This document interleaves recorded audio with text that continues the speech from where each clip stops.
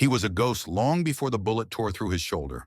No allies, no resources, just the searing pain and the silent judgment of the ancient pines. Alexander Vance had flown too close to the sun, uncovering a truth so toxic the powerful Ashworth family would rather bury him than let it see the light of day. But the Northwood forest was not truly empty. A pair of 10-year-old twins, out exploring with their fiercely intelligent border collie, were about to find what no child should ever witness. They weren't saviors, not yet. The October air, sharp with the scent of pine and damp earth, was their playground. Maya, with her sharp, observant eyes and a spirit that always questioned, led the way. Her twin brother Leo followed a step behind, his mind filled with schematics for inventions and dreams of the stars. Between them, their dog Pip moved with purpose, his senses catching a scent on the wind that was terribly, tragically wrong. The wooden door slammed open with a crack, rattling the faded calendar pinned to the kitchen wall. Sarah Miller's wooden spoon slipped from her fingers, clattering against the linoleum floor. The scent of simmering chicken soup sharp in the air. Her heart lurched into her throat as she spun toward the threshold, expecting the usual chaos of her 10-year-old twins, Leo and Maya. But this was different. Standing there, framed by the gray dusk of Northwood's late autumn, were her children, their small bodies straining under the weight of a man, a stranger, slumped between them. His blood-soaked jacket glistened under the flickering porch light. Pip, their 8-year-old border collie, circled frantically, his low whimpers piercing the quiet, his nose nudging the man's limp hand. "Mom, help us!" Leo's voice cracked, his face flushed from effort, his brown curls plastered to his forehead with sweat. Sarah's breath caught. The man's face was pale as chalk, his lips tinged blue, one shoulder of his jacket dark with a spreading stain. Blood. Her years as a nurse snapped into focus, shoving aside the panic clawing at her chest. She dropped to her knees, hands already reaching for the man's pulse. "Get him inside! Sofa now!" she barked, her voice steady despite the tremor in her fingers. "Leo, grab the first aid kit from the bathroom. Maya, all the clean towels are in the linen closet. Go!"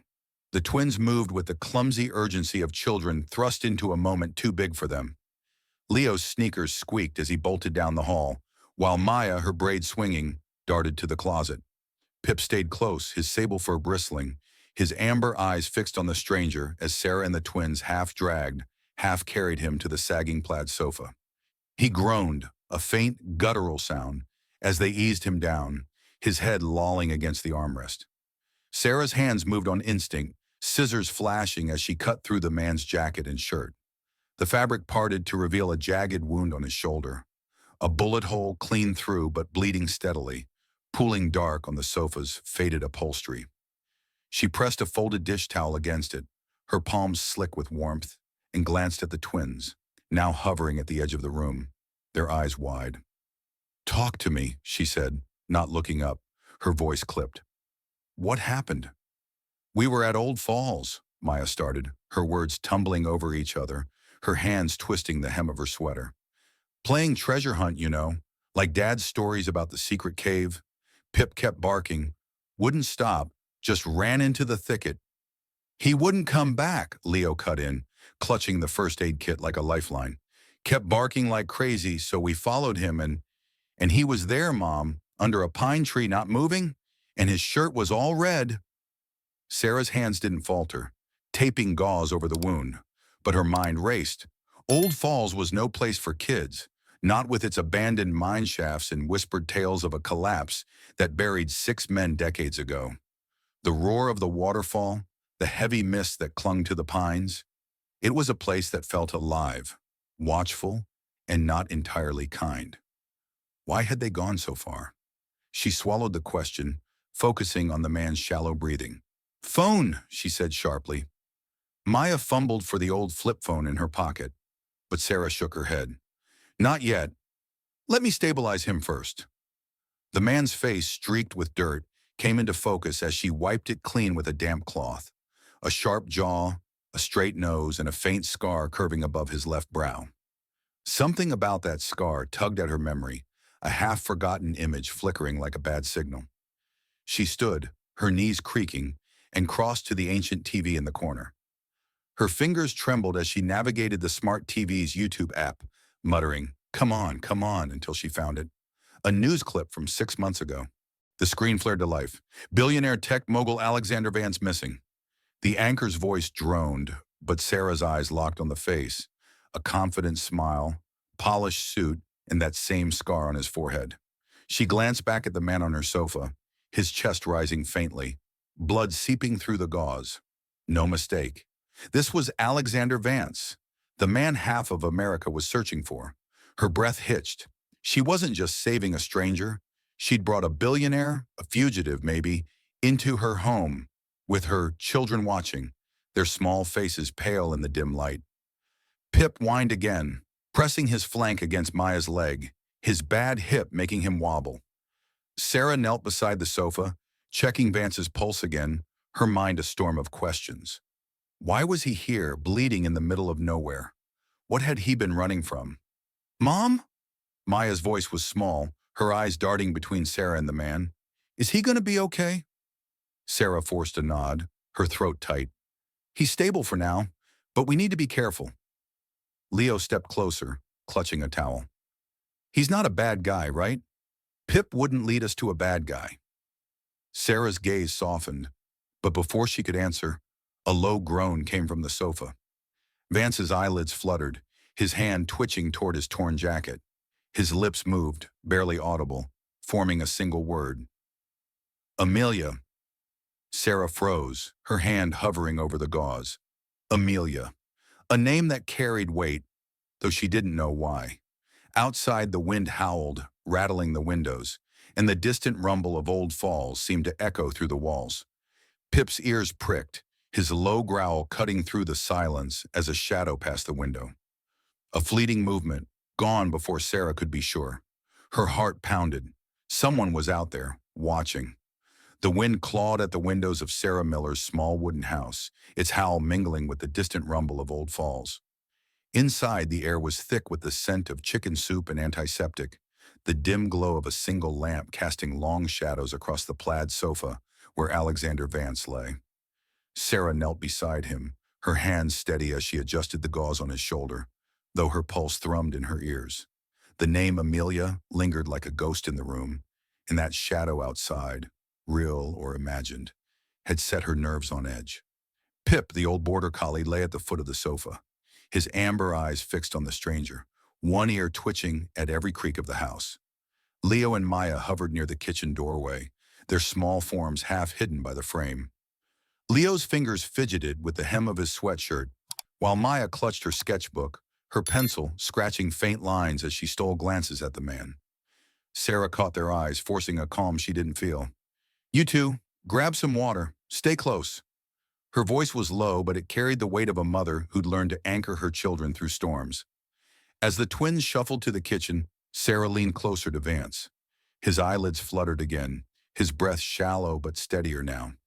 She wiped a streak of dirt from his cheek, revealing the sharp line of his jaw, the faint scar above his brow. Up close, he didn't look like the polished billionaire from the news clip, just a man, broken and hunted. Her fingers brushed his jacket, and something crinkled inside the pocket. She hesitated, then slid her hand in, pulling out a small leather wallet. Tucked inside was a USB drive, sleek and black, its surface scuffed as if it had been carried through a war. "Who are you really?" she whispered, more to herself than to him. His lips parted, but no sound came.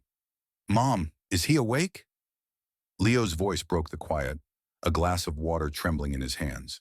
Maya trailed behind, her sketchbook now open to a half-drawn dog that looked like Pip, its ears perked as if listening. "Not yet," Sarah said, tucking the USB into her pocket. "But he's fighting." She stood, her knees aching, and gestured for the twins to sit on the floor nearby. Pip shifted, his bad hip making him wince as he settled closer to Maya, his nose nudging her knee. A low groan came from the sofa. Vance's eyes opened, glassy but alert, darting from Sarah to the twins to Pip. He tried to sit up, wincing as his shoulder protested. Where am I?" His voice was rough, like gravel underfoot. "You're in my house, Northwood," Sarah said, her tone firm but not unkind. She crossed her arms, standing between him and the twins. My kids found you bleeding out near Old Falls. You're lucky they did. Now, who are you? He blinked, his gaze sharpening as he took in the room. The sagging curtains, the chipped mugs on the coffee table, the faint smell of wood smoke. Rick Sullivan, he said too quickly. Private investigator. Got jumped in the woods. Sarah's eyes narrowed. She pulled the USB from her pocket, holding it up. Private investigators don't carry tech like this, and they don't make national news. She nodded toward the TV, still paused on the YouTube clip of his face. You're Alexander Vance. Don't lie to me. Not in my house, not with my kids here. Vance's jaw tightened, his hand twitching toward his wound. For a moment he looked ready to argue, but then his shoulders sagged, the fight draining out of him. All right, he said, his voice barely above a whisper. I'm Vance, but you don't know what you're getting into. Then tell me, Sarah said, her voice softer now, though her grip on the USB tightened. She glanced at the twins who were leaning forward, eyes wide.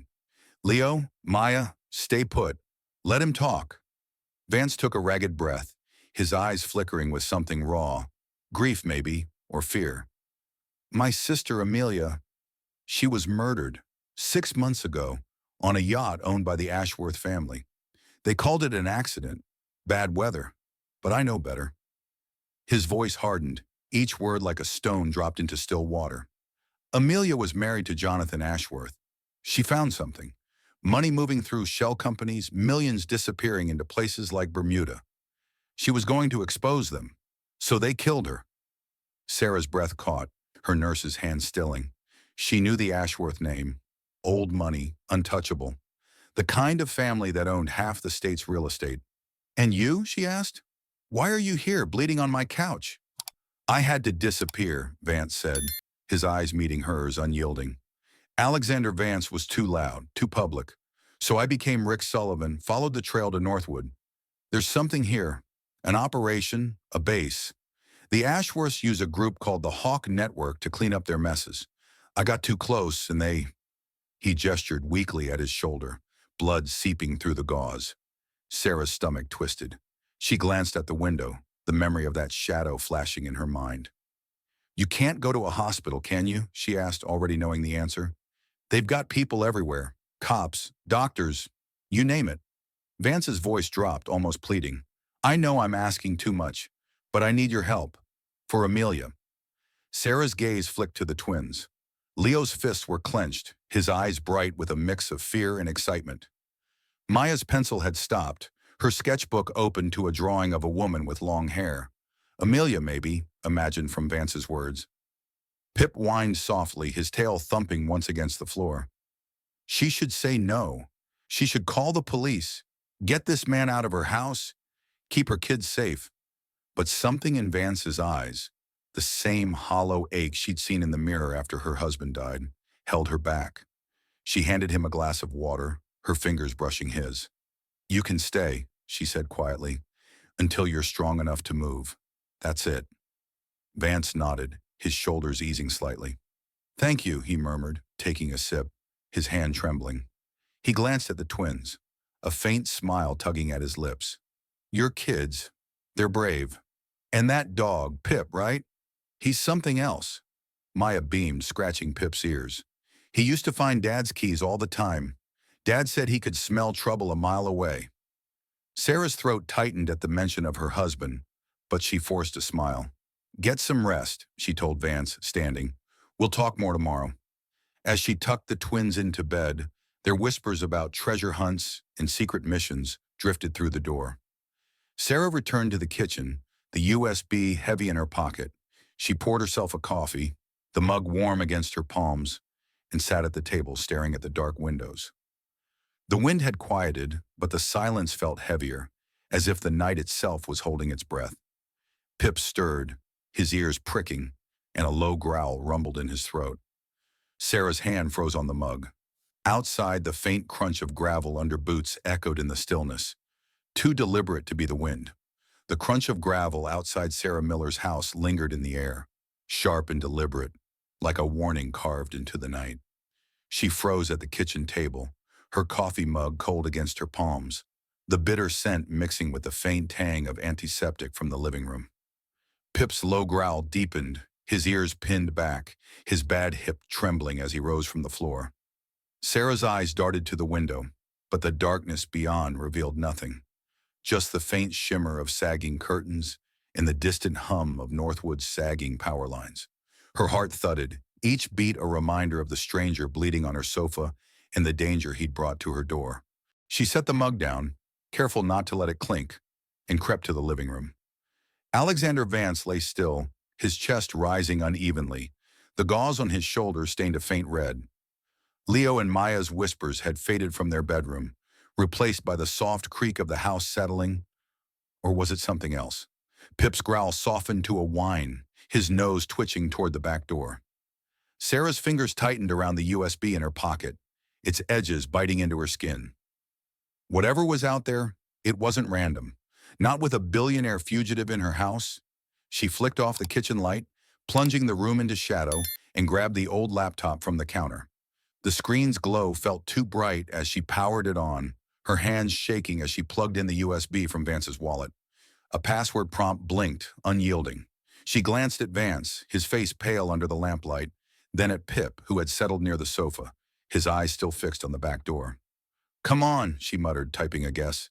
Vance 1121. The screen flashed red. Wrong. "Mom?" Maya's voice, small and quivering, came from the hallway. She stood there, clutching her sketchbook, her braid frayed from tossing in bed. Leo peeked out behind her, his curls a mess, a toy airplane dangling from his hand. "Pip's acting weird. Is something wrong?" Sarah forced a smile, her throat tight. "Just the wind, sweetie. Go back to bed." But Maya didn't move, her eyes drifting to the laptop.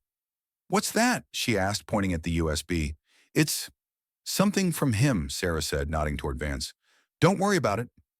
She typed another password. Amelia, another red flash. Her fingers hovered, frustration mounting. She wasn't a detective, just a nurse scraping by in a town that time forgot. Why was she doing this? Maya shuffled closer, her sketchbook open to a drawing of a dog with a star-shaped collar. "Is it about that lady he said, Amelia?" she asked, her voice barely above a whisper. "You said her name when he was asleep." Sarah's breath caught. She glanced at Vance, his lips parted slightly, as if the name still lingered on them. "Maybe," she said, softening. "He mentioned her, his sister." Leo edged forward, clutching his airplane. "Maybe it's her dog's name. Dad always said you name passwords after stuff you love, like how I use Pip for my game." Sarah's eyes flicked to Maya's sketch. "Did he say anything about a dog?" she asked, her voice low, as if the walls might hear. Maya nodded, her pencil tapping the page. "He said Amelia had a dog named Stardust. She loved it more than anything." Her eyes lit up, hopeful, as if solving a puzzle in one of their treasure hunt games. Sarah's fingers hesitated over the keys. She typed Stardust 121, combining the dog's name with what she guessed might be Amelia's birthday. A shot in the dark. The screen blinked, then opened, revealing a folder of audio files labeled Insurance. Her pulse quickened. She clicked the first file, and a woman's voice filled the room. Clear, warm, then tightening with fear. "October 12th, the voice said, crackling through the laptop's tinny speakers. "Jonathan's been on calls at night, whispering about shipments to an old mill in Northwood. Millions are moving through Bermuda accounts. I saw the ledgers. Robert warned me to stay quiet, said the Ashworth name doesn't tolerate loose ends." "I'm scared, Alex." Sarah's hands froze.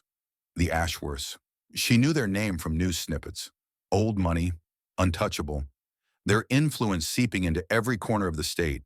She glanced at Vance, his face still, but his fingers twitched as if he could hear his sister's voice in his sleep. "Mom, look!" Leo's shout snapped her back.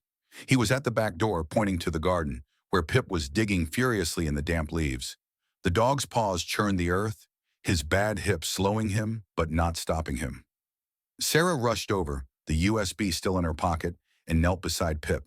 He dropped something at her feet, a cracked disposable phone, its screen shattered but the SIM card intact. A faint chemical smell clung to it, sharp and acrid, like gunpowder. "Dad said Pip could smell trouble," Leo said, his voice trembling with pride and fear.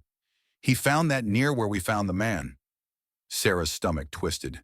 She remembered her husband's stories, how he'd trained Pip to sniff out explosives during his police days. This phone wasn't random. It belonged to whoever shot Vance. She stood clutching the phone, her eyes scanning the dark garden. The gravel crunch had stopped, but the silence felt heavier, like a predator holding its breath. From the sofa, Vance stirred, his voice weak but urgent. "Sarah, what did you find?" His eyes, now open, locked onto hers, sharp with recognition. She held up the phone, then the laptop. The audio file still paused on Amelia's voice. "Your sister's files," she said, her voice steady despite the tremor in her chest. "And something Pip dug up. You're not the only one they're after, are you?" Vance's face hardened, his hand reaching for his wound as he struggled to sit up. "They're closer than I thought," he said, his voice low, almost a growl. "The Hawk Network. They'll come back." Sarah's grip tightened on the phone, the chemical smell stinging her nose. She glanced at the twins, their faces pale but resolute. Maya clutching her sketchbook. Leo holding his airplane like a talisman. Pip whined, pressing against her leg, his fur damp from the garden. She wanted to send them all to bed, to pretend this was just a bad dream. But the truth was clawing its way into her home, and there was no turning back. A sharp knock at the front door shattered the silence. 3 deliberate raps that echoed like gunshots. Pip's growl returned, deep and guttural, his hackles rising. Sarah's heart stopped.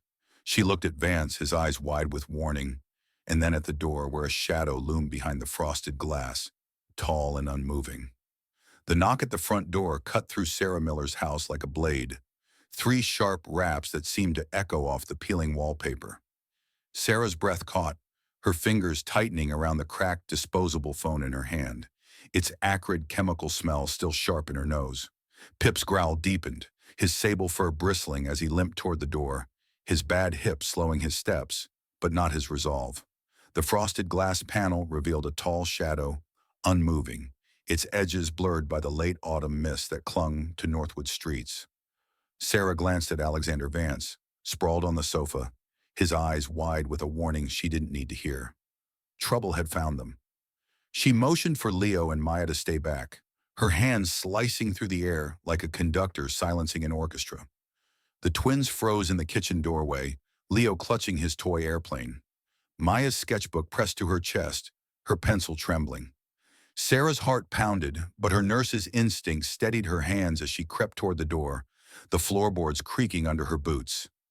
Pip's ears pinned back, his low growl vibrating through the room. She paused, her hand hovering over the doorknob, and whispered, "Quiet, Pip." Another knock, slower this time, deliberate. Sarah's eyes flicked to the laptop on the table, its screen still glowing with Amelia's audio files, then to Vance, who was struggling to sit up, his face pale but set with determination. "Don't open it," he hissed, his voice barely audible over the wind rattling the windows. Sarah ignored him, her jaw tightening. She wasn't about to let some shadow dictate her home. She cracked the door an inch, the cold air seeping in, carrying the damp scent of fallen leaves and distant mine shafts.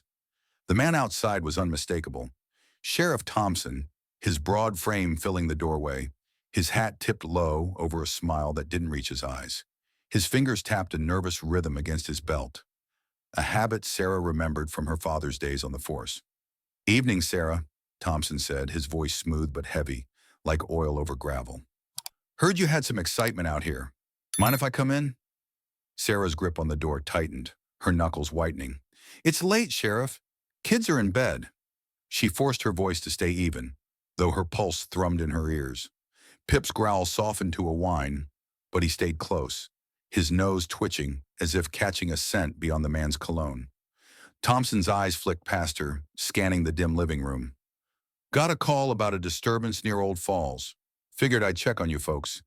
You got company, don't you? A cousin, maybe?" His fingers tapped faster, betraying the calm of his words. Sarah's stomach twisted. She remembered her father's stories. Thompson had been his partner, a good man once, until his son's gambling debts piled up. Now that smile felt like a mask. "Just a friend who had a hiking accident," she said, stepping slightly to block his view. "He's resting. We're fine, Sheriff." Thompson nodded, but his eyes lingered on the sofa, where Vance had sunk back, his face half hidden in shadow. "Northwood's a safe place, Sarah. Hate to see strangers stir up trouble." His tone carried a weight, a warning wrapped in small-town politeness. He tipped his hat, his fingers still tapping, and turned to leave, his boots crunching on the gravel path. Sarah closed the door, locking it with a click that felt too loud. She pressed her back against it, her breath shallow, and met Vance's gaze. "He knows," she whispered, her voice barely carrying over the hum of the wind. "He's not here for us." Vance nodded, his hand pressing against his wound. "Hawk Network. They've got eyes everywhere, even your sheriff." His voice was strained, but his eyes burned with urgency. "We need to move fast." Sarah crossed to the kitchen, her boots heavy on the creaking floor. She set the disposable phone on the table, its cracked screen catching the lamplight. "This came from your attackers, didn't it?" she asked, her voice low to keep the twins from hearing. "And those files, your sister knew something big. What are we in the middle of, Alex?" Before Vance could answer, Leo piped up from the doorway, his voice quivering with excitement. "Mom, I saw those trucks again. The black ones, no plates, going down the old mill road. Twice this week, at night." His eyes were wide, his airplane forgotten in his hand. Sarah's breath hitched. She remembered Amelia's voice on the audio file, mentioning shipments to an old mill in Northwood. She turned to Vance, her eyes narrowing. "The mill, that's where they're operating, isn't it?" Vance nodded, wincing as he shifted. "The Hawk Network uses abandoned sites like that. Amelia tracked their shipments there. That's why I came to Northwood." He paused, his gaze softening as he looked at the twins. "Your kids, they're sharp. And that dog. Pip's got a nose for trouble." Sarah's chest tightened. She wanted to snap at him, to demand he leave and take his danger with him, but the memory of Amelia's trembling voice stopped her. She glanced at Maya, who was sketching again, her pencil tracing the outline of a woman with long hair. Amelia, imagined from Vance's stories. Leo stood close, his eyes darting between his mother and the stranger, as if sensing the weight of the moment. Pip stirred, limping to the back door, his nose twitching again. Sarah followed, her heart sinking as she peered into the garden. The pile of leaves where Pip had found the phone was disturbed, fresh dirt scattered like a wound in the earth. She knelt, her fingers brushing something cold, a small metal casing, like a bullet fragment, its surface slick with that same chemical smell. Pip whined, his bad hip trembling as he pressed against her. "Alex," she called, her voice tight, holding up the casing. "They were here again, weren't they?" Vance's face darkened, his hand clenching the sofa's armrest. "They're closing in.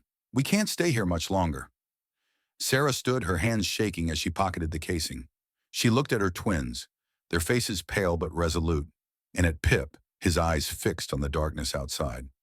The house felt smaller, the walls pressing in, the wind carrying whispers from the mines. She wanted to protect her family, to keep them safe in this crumbling town. But the truth was clawing its way in, and there was no hiding from it. A sharp buzz cut through the silence. Vance's satellite phone, hidden in his jacket, vibrating against the floor. He fumbled for it, his eyes widening as he read the screen. "It's her," he said, his voice barely a whisper. "Izzy, she's here." Sarah's heart leapt. She didn't know who Izzy was, but the urgency in Vance's voice told her everything. Someone was coming, friend or foe, she couldn't be sure. Pip's ears pricked, his growl returning as a new set of headlights flashed through the mist, cutting across the gravel drive. The headlights sliced through the mist outside Sarah Miller's house, their beams scattering across the gravel drive like shards of broken glass. Sarah's breath hitched, her hand still clutching the bullet casing she'd found in the garden, its cold metal biting into her palm. Pip's growl rumbled low, his bad hip trembling as he pressed against her leg, his ears pinned back toward the front door. The buzz of Alexander Vance's satellite phone echoed in the dim living room, its vibration a pulse against the worn floorboards. Sarah's eyes locked onto Vance, his face taut with a mix of hope and dread as he stared at the phone's glowing screen. "Izzy," he'd said. Whoever she was, her arrival felt like a storm breaking over Northwood's sagging rooftops. Sarah crossed to the window, her boots soft on the creaking floor, and peered through a gap in the curtains. A black pickup truck idled in the drive, its engine a low growl against the distant roar of Old Falls. A figure stepped out, a woman, lean and sharp-edged, her pixie-cut hair glinting under the porch light. She slung a heavy tactical backpack over one shoulder, her movements precise, like a soldier stepping into battle. Sarah's heart thudded. Friend or foe, this woman was no small-town visitor. "Stay back," Sarah whispered to Leo and Maya, who hovered near the kitchen doorway, their faces pale in the lamplight. Leo's fingers tightened around his toy airplane. Maya's sketchbook pressed to her chest, her pencil still. Pip's growl softened, his nose twitching as if testing the air. Sarah opened the door a crack, the cold seeping in, carrying the damp scent of leaves and the faint, metallic tang of the mines. "Isabella Rossi," the woman said, her voice low and steady, her dark eyes scanning Sarah from head to toe. "Alex called me. I'm here to help." She didn't wait for an invitation, stepping inside with a confidence that made the room feel smaller. Pip sniffed her boots, his tail giving a cautious thump, as if he sensed no immediate threat. Sarah closed the door, her hand lingering on the lock. "Help with what?" she asked, her voice sharp, though her knees felt unsteady. She glanced at Vance, who was struggling to sit up, his hand pressed against the blood-stained gauze on his shoulder. "She's with me," Vance said, his voice hoarse but firm. "Izzy was my head of security. If anyone can keep us safe, it's her." Rossi dropped her backpack with a heavy thud, pulling out a small device that blinked red. "Motion sensors," she said, moving to the windows with practiced efficiency. "Cameras next. This place is a sieve, Alex. You're lucky they haven't come back yet." She worked fast, taping tiny cameras to the corners of the room, their lenses glinting like eyes in the dark. Sarah watched, her nurse's hands itching to do something, anything, to reclaim control of her home. "You're turning my house into a fortress," Sarah said, her voice tight as she followed Rossi to the back door. "What's out there that needs all this?" Rossi paused, her fingers adjusting a sensor. "The Hawk Network," she said, her tone flat but heavy. "They're cleaners for the elite, Ashworth's included. I've been tracking them since Amelia died. They don't leave loose ends." She met Sarah's eyes, her gaze softening slightly. "You're in this now, whether you like it or not." Sarah's stomach twisted. She glanced at the twins, who had crept closer, Leo's eyes wide with awe, Maya's sketchbook now open, to a half-drawn woman with a star-shaped pendant. Amelia, imagined from the audio files. "We didn't ask for this," Sarah said, her voice low, almost a plea. "I've already lost my husband. I can't lose my kids." Vance's voice cut through, soft but steady. "I'll leave as soon as I can walk. I swear it." His eyes met hers, raw with guilt. "But I need you to understand. Amelia was my family. She trusted me to make this right. I can't do it alone." Sarah's throat tightened. She wanted to scream, to throw him out into the mist. But the memory of Amelia's voice, scared, defiant, echoed in her mind. She looked at Leo, his toy airplane now on the table, and Maya, her pencil scratching again, drawing Pip beside the imagined Amelia. "We want to help," Leo said, his voice small but resolute. "For her." Pip whined, limping to Sarah's side, his bad hip making him wobble. She knelt, stroking his fur, her fingers brushing the scar from his old injury. "You're too brave for your own good," she murmured, her eyes stinging. She stood, facing Rossi and Vance. "What's the plan?"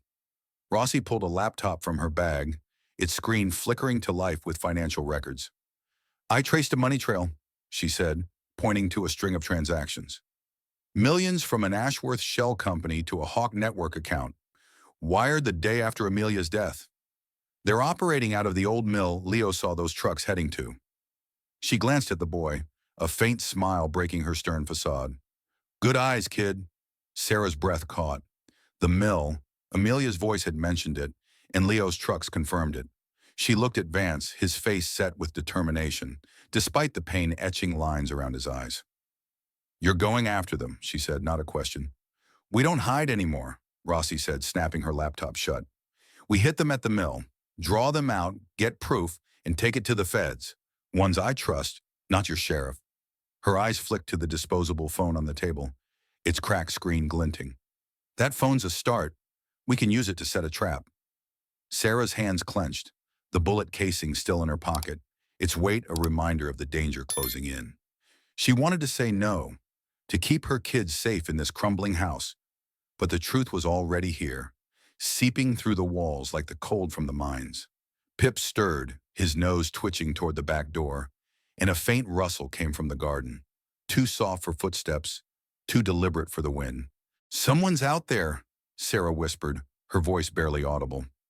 Rossi's hand went to her belt, where a small pistol gleamed, and Vance's eyes widened, his hand fumbling for the satellite phone. Pip's growl returned, low and urgent, as the rustle grew louder, closer, like a predator circling in the dark. The rustle in the garden sharpened, a deliberate scrape against the damp earth that sent Sarah Miller's pulse racing. She stood frozen in her kitchen, the bullet casing in her pocket a cold weight, its chemical tang lingering in her memory. Pip's growl vibrated through the room, his bad hip trembling as he faced the back door, his sable fur bristling under the dim lamplight.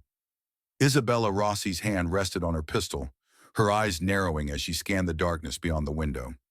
Alexander Vance, propped on the sofa, clutched his satellite phone, his knuckles white against the blood-stained gauze on his shoulder. Sarah's gaze darted to Leo and Maya, huddled near the table. Leo's toy airplane, forgotten, Maya's sketchbook trembling in her hands.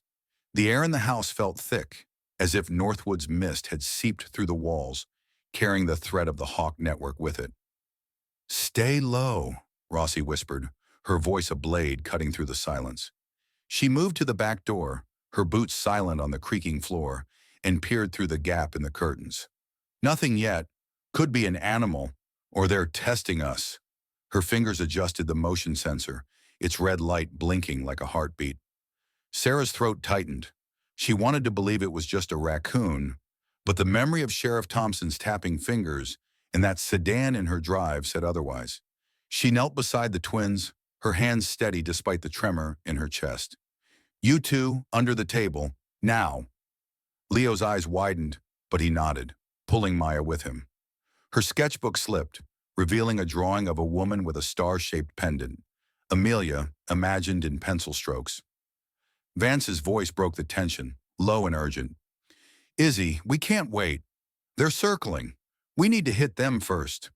He struggled to sit up, wincing, his eyes burning with a resolve that made Sarah's stomach twist. Rossi turned, her pixie-cut hair catching the light. "The old mill," she said, nodding. "Leo's trucks, Amelia's recordings. They point there. We draw them out, use that phone to set a trap."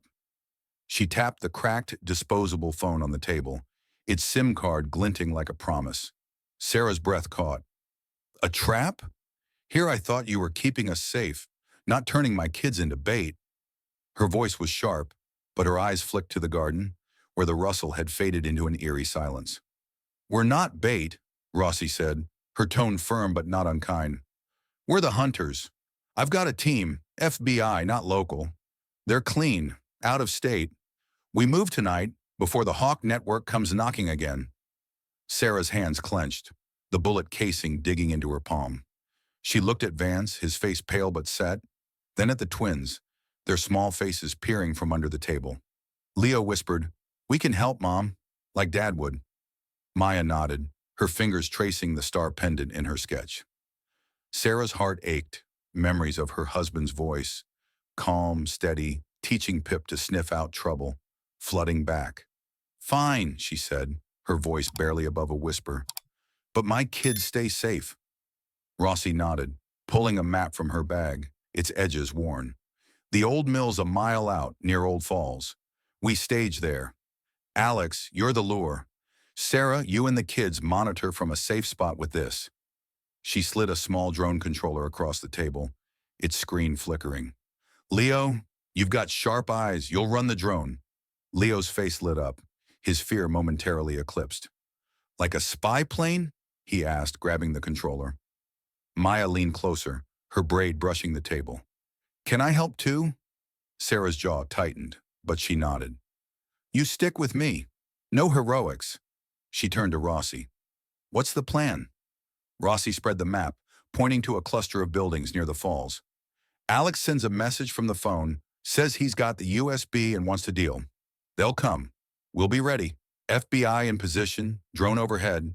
We get their confession, and this. Her eyes met Vance's. You up for it? Vance nodded, his hand pressing his wound. For Amelia. He looked at Sarah, his gaze softening. I owe you more than I can repay. Sarah handed him a thicker jacket, her fingers brushing his. Just don't die on my couch, she said, her voice catching. She turned away, busying herself with packing a bag. Blankets, water, the drone. Her hands trembling as she avoided his eyes. Hours later, they were in a cramped shed a mile from the old mill, the air heavy with the smell of damp wood and hay. Sarah crouched beside the twins, the drone screen casting a faint glow on their faces.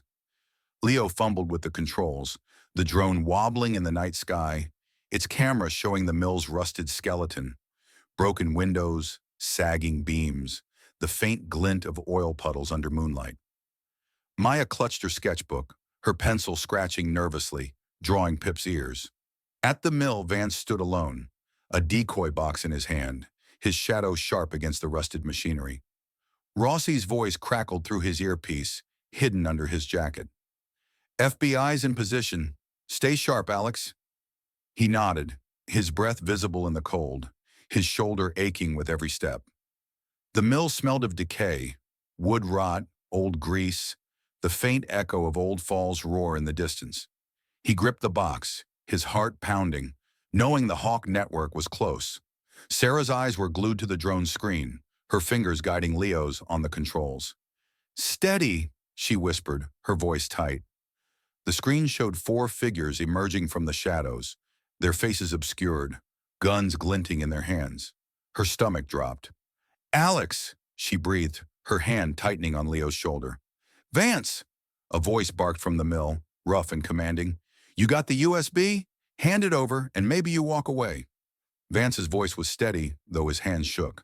I want answers first. Why Amelia? What did she know? Sarah's breath hitched as the drone's audio picked up the response, faint but clear.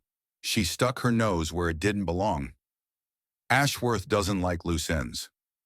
The words sent a chill down her spine, Amelia's voice echoing in her memory. Leo's fingers slipped, the drone dipping low, its hum audible in the quiet. Sarah's heart stopped as one of the figures in the mill looked up, his gun glinting in the moonlight. What was that? He snarled, his voice cutting through the drone's feed. Pip, hidden in the shed with them, let out a low whine, his bad hip trembling as he pressed against Maya. Sarah's hand flew to the controller, steadying it, but the damage was done. The drone's shadow flickered across the mill's broken roof, and the men below froze, their guns rising toward the sky. The drone's hum sliced through the silence of the old mill, a faint buzz that betrayed its presence above the rusted roof. Sarah Miller's heart seized, her fingers digging into Leo's shoulder as the grainy screen in the shed showed a gunman's head snapping upward, his pistol glinting in the moonlight. What was that? His voice growled through the drone's feed, sharp and suspicious. In the dim glow of the cramped shed, the smell of damp hay and old wood pressed against Sarah's senses, her breath shallow as she steadied the controller in Leo's trembling hands. Maya clung to her side, her sketchbook forgotten on the floor, her wide eyes fixed on the screen. Pip whined softly, his bad hip trembling as he pressed against Maya, his sable fur damp from the misty air seeping through the shed's cracks. Steady, Leo, Sarah whispered, her voice tight, her nurse's calm fraying at the edges. Her eyes darted between the screen and her son, his small fingers fumbling to correct the drone's wobble. The mill's skeletal frame loomed on the monitor, broken windows, rusted beams, oil puddles shimmering like dark mirrors. Alexander Vance stood alone in the center, a decoy box in his hand, his shadow sharp against the decayed machinery. 4 armed men circled him, their faces shadowed, their guns trained on his chest. At the mill, Vance's breath clouded in the cold, his shoulder throbbing under the blood-stained gauze. The voice of the lead gunman, a man with a scarred cheek and a voice like gravel, cut through the air. You think you can play us, Vance? Hand over the USB, or you don't walk out. Vance's grip tightened on the box, his heart pounding but his voice steady. Not until you tell me why. Why, Amelia? What did she know that was worth her life? His eyes flicked upward, catching the faint glint of the drone, a spark of hope amid the fear. Rossi's voice crackled in his earpiece, hidden under his jacket. Keep them talking, Alex. We've got the audio. In the shed, Sarah's stomach twisted as the lead gunman sneered, his words chilling through the drone's feed. She stuck her nose into Ashworth's business. Millions moving through Bermuda, shipments through this mill. Robert doesn't like loose ends. The confession landed like a stone, heavy and final, confirming Amelia's recordings. Sarah's hand trembled, but she kept the drone steady, her eyes locked on Vance's figure. Leo's voice broke, a whisper. Mom, they see it. On the screen, a second gunman raised his pistol toward the sky, tracking the drone's shadow. Sarah's heart lurched, but before she could react, a blur of motion erupted in the mill. Pip, who had slipped out of the shed and followed Rossi's trail, launched from the shadows, his teeth sinking into the leg of a gunman creeping behind Vance. The man yelped, stumbling, his gun clattering to the ground. Pip's growl was fierce, but his bad hip buckled, and a swift kick from the gunman sent him sprawling with a pained whimper. Pip! Maya gasped, her hands flying to her mouth. Sarah's chest tightened, her eyes stinging as she watched the dog struggle to rise, his fur matted with dust. Leo's fingers froze on the controller, the drone dipping lower, its hum growing louder. Alex, behind you! Sarah hissed into the radio, her voice barely controlled. Vance spun, diving behind a rusted saw as the scarred gunman fired, the shot echoing through the mill's hollow frame.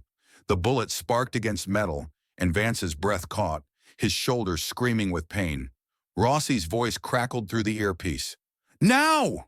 A blaze of light flooded the mill, FBI floodlights piercing the broken windows, turning night into day. FBI, drop your weapons! A megaphone blared, the sound reverberating off the rusted beams. Sarah's screen flared white, the drone's camera overwhelmed, but she heard the chaos. Shouts, gunfire, the thud of bodies hitting the ground. In the shed, Sarah pulled the twins close, her arms a shield as the sounds of the fight crackled through the radio. Leo's hands shook, but he kept the drone aloft, its feed flickering back to show FBI agents swarming the mill, cuffing two gunmen. The scarred leader cursed, his gun still raised, but a shot from Rossi's pistol sent it flying from his hand. Vance scrambled to his feet, the decoy box abandoned, his eyes scanning for Pip. Sarah's heart pounded as the drone's camera caught Pip limping from the shadows, blood on his flank, his bad hip dragging. He's hurt, Maya sobbed, burying her face in Sarah's shoulder. Sarah's throat closed, but she kept her eyes on the screen, where Vance knelt beside Pip, his hands gentle as he checked the dog's wound. He's okay, Vance's voice came through the radio, strained but relieved. Good boy, Pip. He looked up, his eyes finding the drone, as if speaking to Sarah. We got them. The confession's on tape. Sarah exhaled, her body sagging against the shed's wall, the drone controller slipping from her hands. Leo grabbed it, his face pale but proud. I did it, Mom, he whispered, his voice trembling. Maya clung tighter, her tears soaking Sarah's sweater. Outside the mill, Rossi emerged, her pistol holstered, her face set with grim satisfaction. The FBI agents led the gunman away, their cuffs clinking in the night. Vance stood, cradling Pip, his eyes meeting Rossi's. Ashworth, he said, his voice hard. He's next. Sarah's relief was fleeting. The mill's floodlights cast long shadows, and the distant roar of old falls seemed to carry a warning. She looked at her twins, their faces lit by the drone's screen, and at the bullet casing in her pocket, its weight a reminder of the danger still lurking. The Hawk network was down, but Robert Ashworth was still out there, his reach long and unforgiving. A faint crackle came from the radio, not Rossi's voice but a new one, low, deliberate, and chilling. Vance, it said, you can't hide forever. Sarah's blood ran cold, her eyes snapping to the shed's door, where the mist swirled thicker, as if concealing something or someone waiting in the dark. The crackle of the radio lingered in Sarah Miller's ears, that chilling voice. Vance, you can't hide forever, echoing like a threat carved into the mist outside the shed. Her arms tightened around Leo and Maya, their small bodies pressed against her in the cramped space, the drone screen casting a faint glow on their tear-streaked faces. The smell of damp hay and old wood clung to the air, mingling with the faint chemical tang of the bullet casing in her pocket. Pip whined softly, his bad hip trembling as he lay at Maya's feet, his fur still matted from the fight at the old mill. Sarah's heart thudded, her eyes fixed on the shed's door, where the mist swirled thicker, as if hiding a predator in its folds. The Hawk network was down, but Robert Ashworth's shadow loomed larger than ever. She forced a deep breath, her nurse's calm battling the panic clawing at her chest. "It's over," she whispered, more to herself than the twins. Leo's fingers still gripped the drone controller, his knuckles white, while Maya's sketchbook lay open on the floor, its pencil sketch of Amelia smudged by her tears. The radio crackled again, this time with Isabella Rossi's voice. "Sarah, we're clear. Bring the kids. Alex needs you." Sarah's stomach twisted, but she nodded, helping the twins to their feet. "Stay close," she said, her voice steady despite the tremor in her hands. She grabbed the drone, its propellers still warm, and led them out into the mist. The distant roar of old falls, a low hum under the crunch of their boots on gravel. The night felt alive, watchful, as if Northwood's mines held their breath. 3 months later, the mist had lifted, and Northwood gleamed under a rare November sun. The town's sagging rooftops caught the light, their wooden shingles less weary in the golden glow. At the Rusty Nail Cafe, the air was thick with the scent of apple pie and coffee, the chatter of townsfolk mingling with laughter from the autumn festival outside. Sarah stood behind the counter of her new bakery stand, her apron dusted with flour, her brown hair pulled into a loose bun. The stand, a gift from an anonymous donor, though she suspected Alex, overflowed with maple scones and cinnamon rolls, their warmth drawing a crowd. Leo and Maya darted between tables, their red beanies bobbing as they handed out napkins, their grins brighter than the sun. Pip lay beneath the stand, his bad hip bandaged but his tail thumping lazily, a hero's welcome in every scratch he received. Sarah's eyes softened as she watched them, her heart lighter than it had been in years. The bakery stand wasn't just a business, it was a lifeline, pulling her from the edge of unpaid bills and sleepless nights. Across town, the old mill had been transformed. Its rusted beams were gone, replaced by fresh paint and a sign reading Amelia Vance Community Center. Children's laughter echoed from a new playground, and inside, classes taught first aid and coding, a tribute to Amelia's legacy. Sarah's gaze drifted there as she kneaded dough, her hands steady now, no longer trembling with fear. The Hawk Network's downfall had shaken the state. The confession at the mill, captured by Leo's drone, led to Robert Ashworth's arrest, his empire crumbling under the weight of exposed shell companies and laundered millions. Jonathan, his son, faced charges for Amelia's murder, the yacht accident unraveled by FBI raids. Alexander Vance had returned to the public eye, but not to his penthouse in New York. He stood now at the festival, his jacket swapped for a flannel shirt, his scar barely visible under a knit cap, handing out flyers for the community center. Sarah watched him from her stand, her fingers pausing on the dough. He caught her eye and smiled, a quiet warmth that made her chest ache. She hadn't expected him to stay, not a billionaire with the world at his feet, but he had, eating dinner at her table most nights, teaching Leo to code, and helping Maya with her sketches. He'd become Uncle Alex to the twins, his name scrawled in their drawings beside Pip's. "Mom, look!" Leo called, holding up a paper badge from the festival, labeled Junior Detective. Maya trailed him, her sketchbook open to a new drawing, a family with Sarah, Leo, Pip, and Alex under a starry sky. Sarah's throat tightened, her eyes stinging as she pulled them close, their warmth grounding her. Vance crossed the festival grounds, his limp barely noticeable now, and leaned against her stand. "Busy day," he said, his voice soft, his eyes tracing the crowd. "You've got a knack for this, Sarah." She dusted flour from her hands, a faint smile tugging at her lips. "Had to do something with all that adrenaline you brought into my life." Her tone was light, but her eyes held his, a silent acknowledgement of the nights they'd faced together. The mill, the drone, Pip's bravery.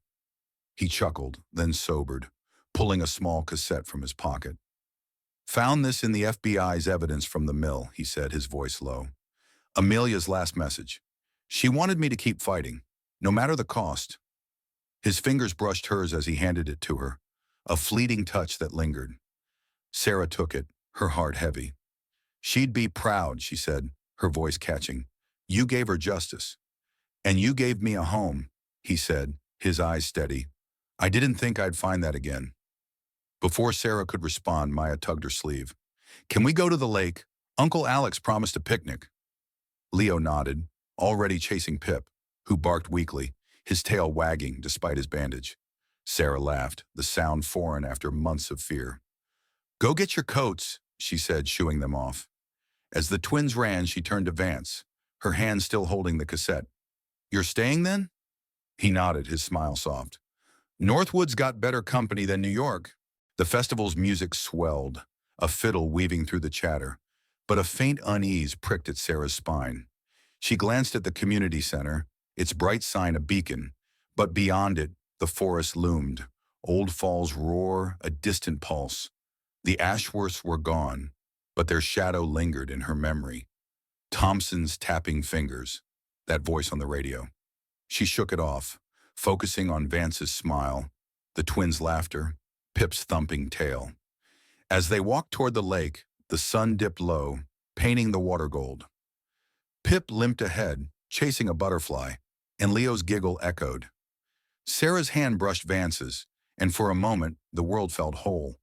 But in her pocket, the cassette weighed heavy, its tape whispering a final warning, one she couldn't yet hear. Some secrets don't die easily. In the quiet of Northwood, Sarah, Leo, Maya, and Pip found more than justice. They found family. Alexander Vance's fight for Amelia showed that courage blooms in small hands, loyal hearts, and steadfast choices. The forest gift wasn't just a man saved, but a town reborn, a bond forged. Sometimes miracles hide in the mist, waiting for those brave enough to act. Share this story with someone who needs hope, who believes in second chances. Let it remind us all, no matter how dark the night, kindness and truth can light the way. Stay brave, stay kind,